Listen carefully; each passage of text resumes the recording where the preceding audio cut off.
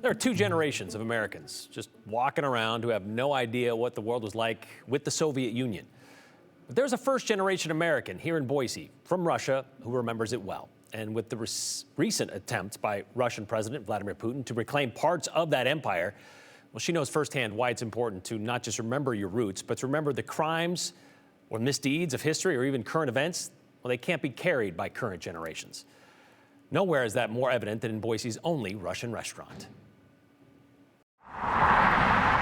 The building formed by the intersection of State and Lemp looks more triangle than trapezoid, like it's short aside.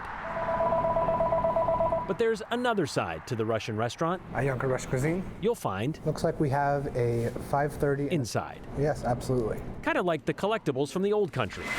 Squeezed into the cramped kitchen is where you'll find owner and chef Elena DeYoung readying for the evening rush.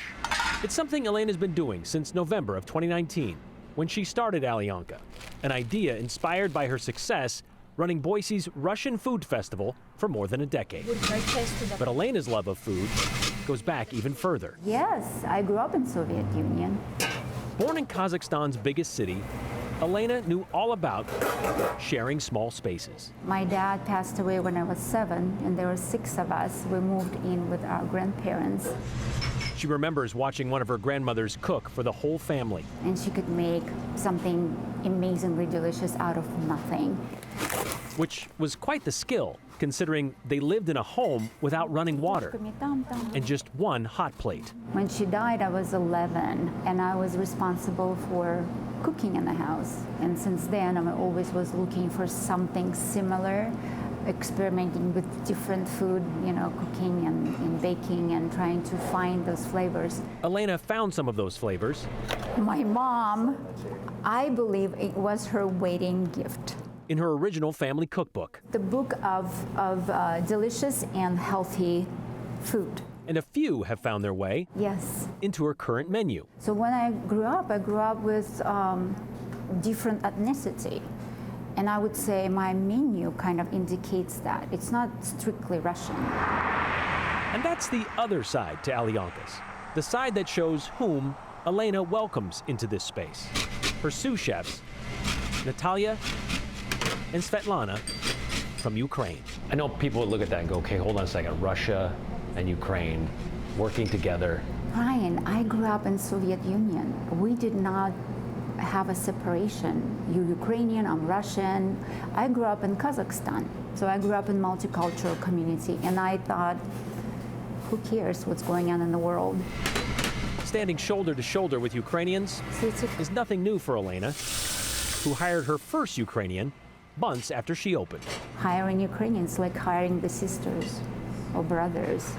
It doesn't matter. We all speak the same language. That's not to say, nearly 2 years after it started, what's happening in that country goes unspoken.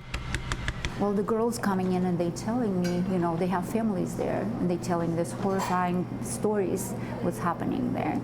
It's painful to hear it. I wish I could have a way to stop it or do something about it.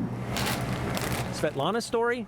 Well, she ran her own restaurant in Ukraine, but moved to Boise in June, just after the war started. Her daughter's husband, her son-in-law, died in the war.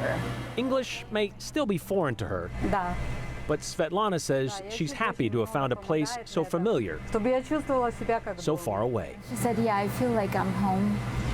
Even Elena isn't sure who's helping whom. It doesn't matter if they're Ukrainian or Russians. Which is kind of the cornerstone of Alyonka, the side you can't always see. What separates people is hate. Love brings us all together. And what else but food can bring people together? That's what is important. That's what we do. We spread love through our food. You might be wondering about the name Alyonka. That was Elena's nickname growing up. Elena said Svetlana and Natalia, who have only been at Alyonka for less than 6 months, as we mentioned, they aren't the first Ukrainians to work there. Right after she opened in 2020, she met a young woman at a Russian market here in town, whom she hired on the spot, and then hired her mother 6 months later, so it doesn't really matter. Svetlana told us, through Elena, When she told people back home where she works, she certainly got a reaction. But as she said, working at the restaurant feels like home.